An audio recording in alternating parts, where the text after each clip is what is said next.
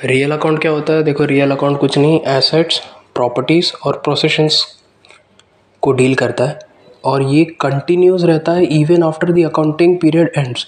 ठीक है, एसेट्स है बचे हैं 2.5 के एसेट्स बचे हैं तो अगले ईयर में शिफ्ट हो जाएंगे। प्रॉपर्टीज़ है, जो भी लैंड मशीनरी है वो सब।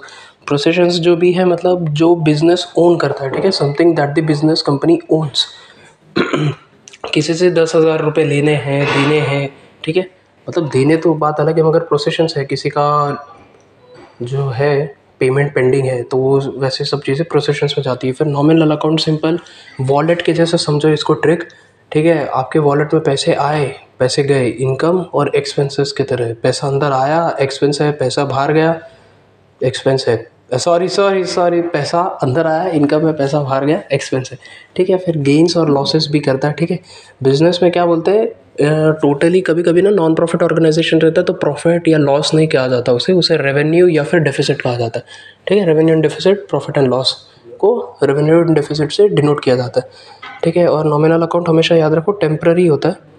ठीक है, और shows the income and expense for a year only. ठीक है, हाँ ये रिकॉर्ड होके रहेगा, फिर अगर 5 साल बाद 10 साल बाद जाके देखना है कि भाई पिछले 5 साल की या पिछले 10 साल में क्या क्या परफॉर्मेंस रही थी, इस ईयर का पर्टिकुलर 2025 है ईयर मान लो अभी, तो 2025 में क्या इनकम थी, क्या एक्सपेंस थे, तो वो सब देखना है तो वो देख सकते हो। मगर इनकम और एक्सपेंस जो है ना, ये सिर्फ टोटल बैलेंस जितना बचा है वो कैरिड फॉरवर्ड हो जाता है। ठीक है, और फिर वहाँ पे जो नया साल का अकाउंट होगा वहाँ पे ब्रॉड डाउन के नाम से उसको डिनोट करेंगे। फिर लास्ट अकाउंट है पर्सनल अकाउंट। ठीक है, पर्सनल अकाउंट के भी 3 टाइप्स है, वो भी देखेंगे। बट पर्सनल अकाउंट इन्वॉल्व्स क्या होता है, इंडिविजुअल्स, फर्म्स या कंपनीज, ओनर्स हो गए और लीगल बॉडी जो भी है वो सब पर्सनल अकाउंट के अंदर ही आता है।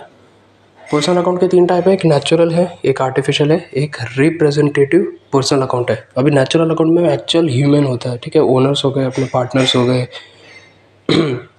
इन्वेस्टर्स हो गए। आर्टिफिशियल अकाउंट मतलब कंपनी या बैंक को। ठीक है, कंपनी और बैंक के अंदर कौन काम कर रहा है, एचआर वाले ही काम कर रहे हैं, ह्यूमन रिसोर्स वाले ही काम कर रहे हैं सब लोग। ठीक है, इंसान ही काम कर रहे हैं, एम्प्लॉयज़ ही काम कर रहे हैं। और फिर रिप्रेजेंटेटिव पर्सनल अकाउंट। ठीक है, मतलब है तो एक टाइप से नेचुरल अकाउंट ही, बट उसको रिप्रेजेंटेटिव पर्सनल अकाउंट कर रहा है।